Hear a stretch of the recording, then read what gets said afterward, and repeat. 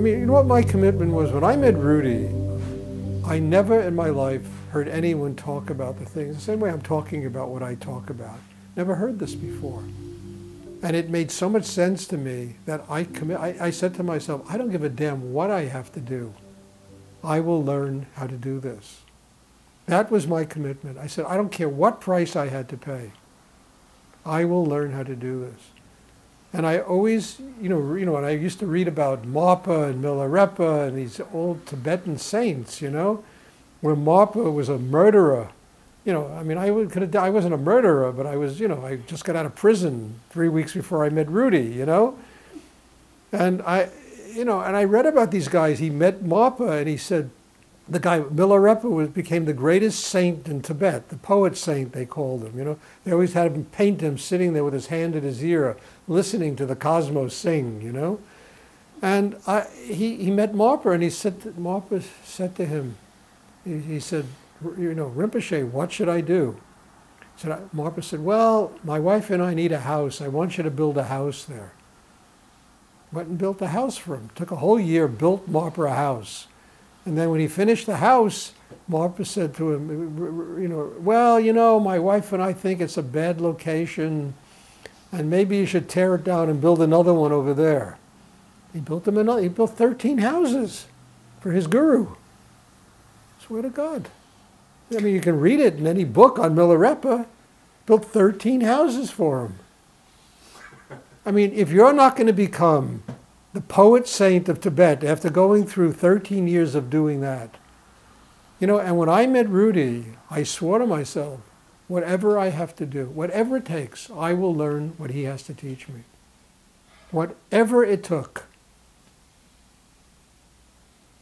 I will learn it. Which was committing myself to his classes. I mean, it's endless. It's endless. What went on, the things I did, and, including going to Denton, Texas for 9 years. And I thought I was being sentenced to purgatory. I spent 9 years at the end of the world seeing dragons come up over the horizon.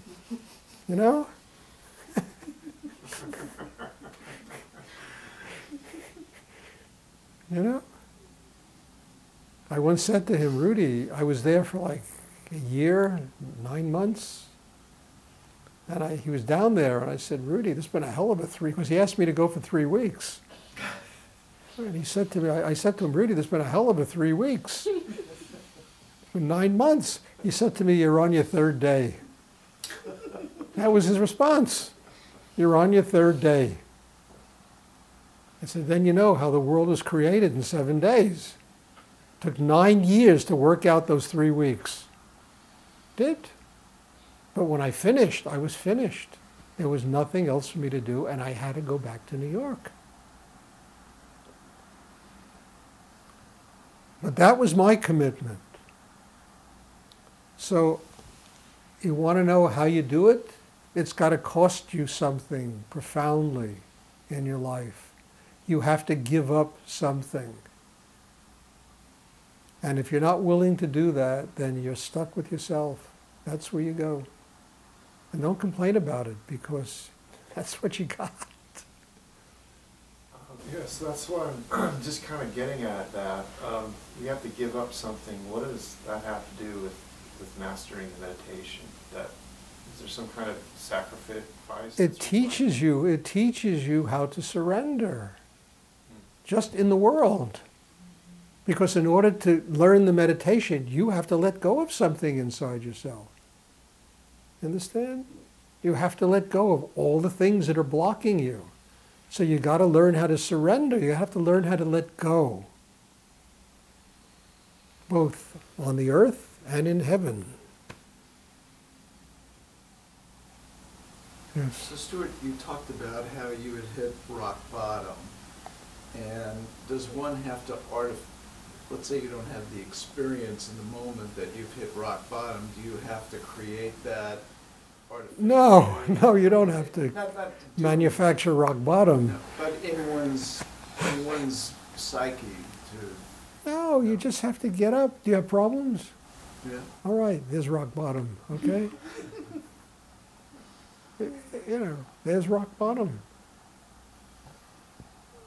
you know, too often we want to coat everything with some kind of varnish, you know, and that's how we deal with our problems instead of really going deep inside and using them to change inside, to change profoundly.